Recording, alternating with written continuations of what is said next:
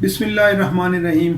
आज की बात के साथ मैं हूं डॉक्टर वहीद अजीमी। आप लोगों का बेहद शुक्रिया कि आप हमारा चैनल भी सब्सक्राइब कर रहे हैं और साथ साथ कमेंट्स भी दे रहे हैं।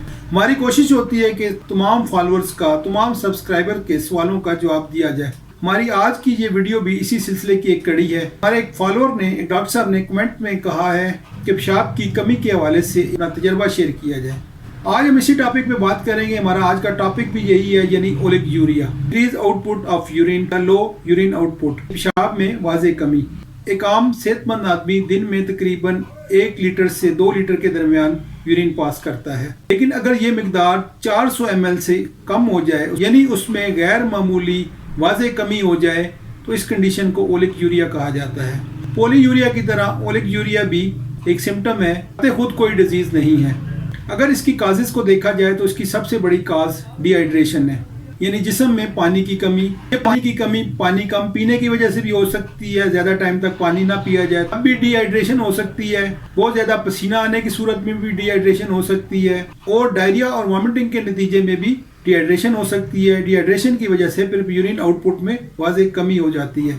CKD या किडनी फेलियर, गुर्दे अगर कमजोर हो जाएं, अपना फंक्शन प्रॉपर तरीके से ना कर सकें, तो वो भी ब्लड फिल्टर नहीं कर पाते, जिसकी वजह से यूरिन में वाज़े कमी देखी गई है।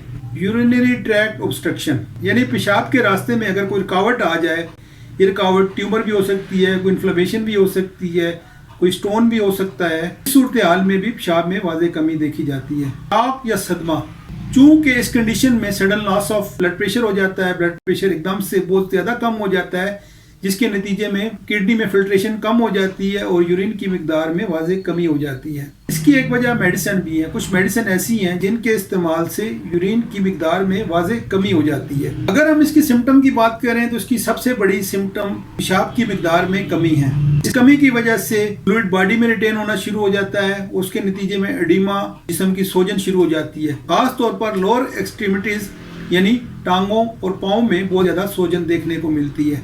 पेशाब में कमी के साथ चूंकि इलेक्ट्रोलाइट बैलेंस डिस्टर्ब होता है, तो ब्लड प्रेशर में भी वाज़े चेंजेस देखने को मिलती हैं। इसके अलावा सुस्ती, थकावट और बाज़ दफ़ा सांस लेने में दुश्वारी का सामना भी हो सकता है। अगर हम इसके मेडिकल टेस्ट की बात करें तो बेसिक इसका टेस्ट RFT यानी रीनल फंक्शन टेस्ट, जिसमें हम यूरिया, क्रेटिनाइन, यूरिक एसिड और इलेक्ट्रोलाइट को मॉनिटर करते हैं।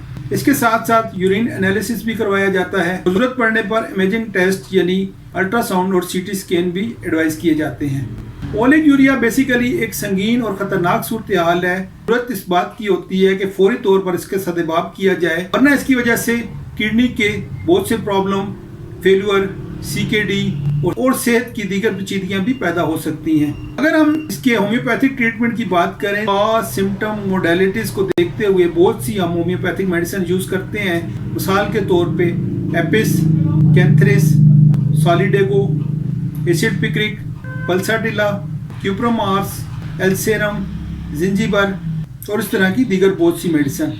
लेकिन कुछ खास कंडीशन आज हम आपके साथ शेयर करेंगे। मिसाल के तौर पर अगर ओल्ड एज में यानी बूढ़े लोगों में पेशाब की मिकदार कम हो जाए, तो उसमें बड़ी दवा जुनिपेरस कम्युनस है। छोटे बच्चों में अगर पेशाब की मिकदार कम हो जाए, तो आपको याद होगा कि प्रोटीन यूरिया के हवाले से हमने एक खास बच्चों की मेडिसिन आपको बताई थी। अगर आप उसको रिकॉल करें तो आपको याद आ जाएगा, वो मेडिसिन थी लेट्रोडेक्टस मेक्टन्स। तो बच्चों में पेशाब की कमी के हवाले से यही दवा बहुत कारआमद है। कुछ लोगों को डैम्प वेदर में, वेट वेदर में, जैसे बारिश के बाद का मौसम या खास तौर पर बरसात के मौसम में ओलिगोयूरिया की प्रॉब्लम हो जाती है, उनका यूरिन आउटपुट बहुत कम हो जाता है। तो ऐसे पेशेंट में काल्चिकम को जरूर जरूर जरूर याद रखिए, और हमें भी अपनी कीमती दुआओं में याद रखिए। अपना बहुत ज़्यादा ख्याल रखिएगा। शुक्रिया।